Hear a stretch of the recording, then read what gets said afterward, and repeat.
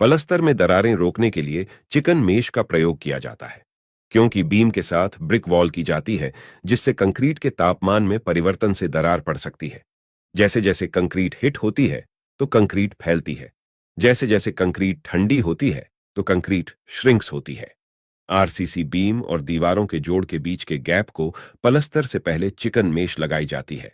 इसे column beam और दीवारों की कनेक्शन सतह पर लगाया जाता है।